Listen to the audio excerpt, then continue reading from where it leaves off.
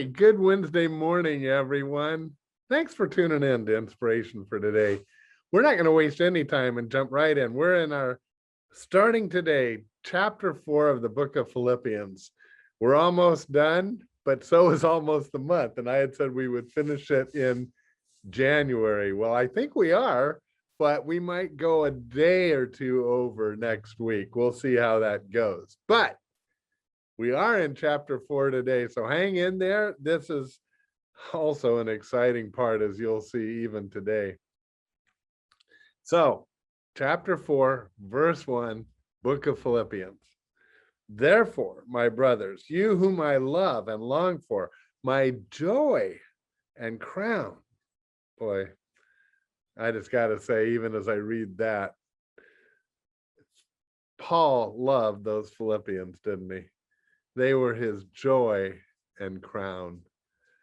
I know a lot of pastors feel that way. I feel that way about you and our Saddleback Laguna Woods. It's a joy to be with you and serve with you, and just whatever crown, you're just a joy. I'm so proud of the way that our church has come back from COVID. And actually, I was proud before we got into COVID also.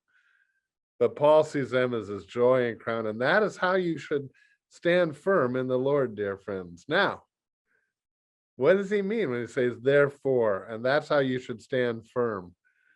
Well, if you remember yesterday's study, we talked about the whole attitude, but the key verse yesterday was chapter 3, verse 20, and it said, but our citizenship is in heaven. Is in heaven. Yeah, we're US citizens, but our biggest overriding and forever, we are citizens of heaven. So having that attitude, that heavenly mindset, then that changes the way we look at this life. And it does it for the better, because we see our priorities in the correct eternal perspective. And it helps us to stand firm. As he says in verse 1, it helps us to stand firm in the Lord, in the Lord.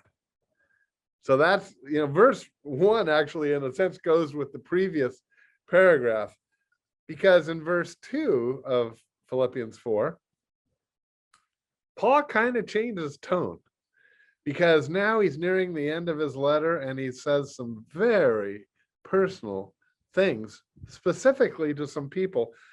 But we can learn from those just as well.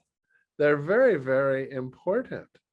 So chapter 4, verse 2, he says,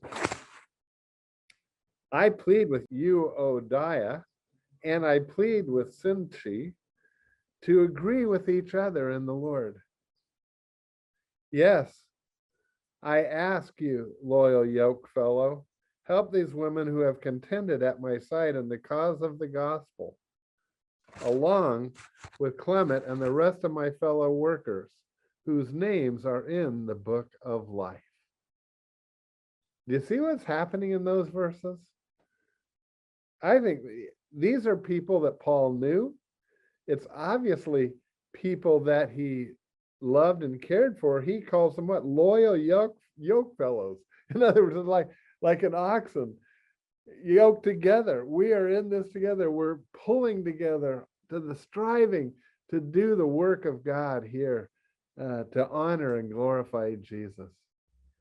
And these are three people, well, two people especially he mentions, and he says are two women who've contended at his side. In other words, two of his fellow workers, two people that he really cared for, what? They're not getting along.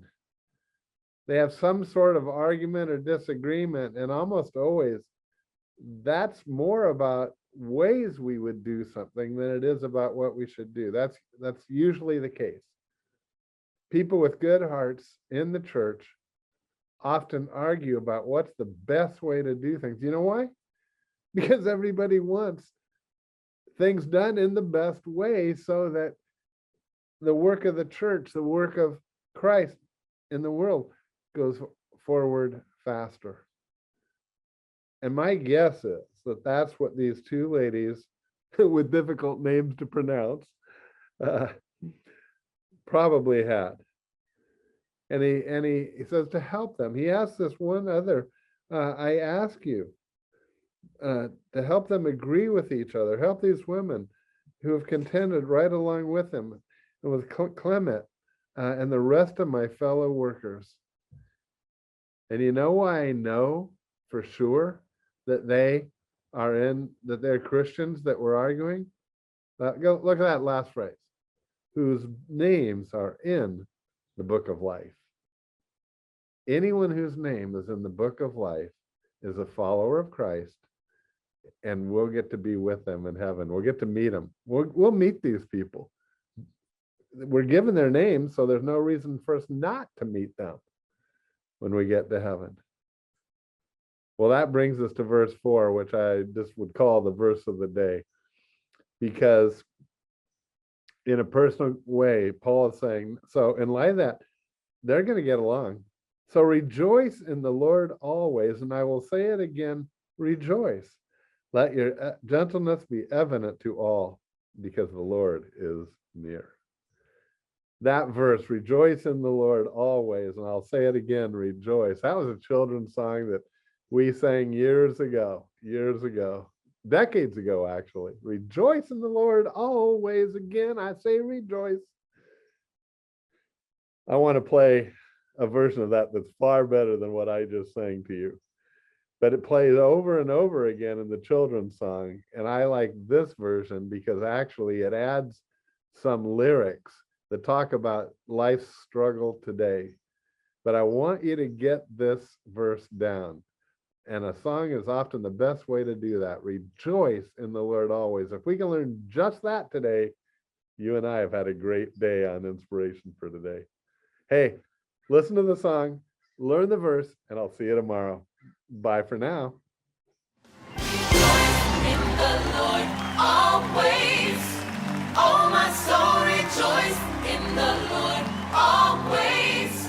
Again, I say rejoice in the Lord always. Rejoice, rejoice, rejoice, rejoice, rejoice, rejoice, rejoice. Woke up this morning, burdened and broken down. No food on my table, the landlord knocking on my door. Everybody pointing fingers, no one to call a friend. But still I say it is well with my soul. And then I heard the Lord saying, rejoice. The marriage is drifting down, the children are not home.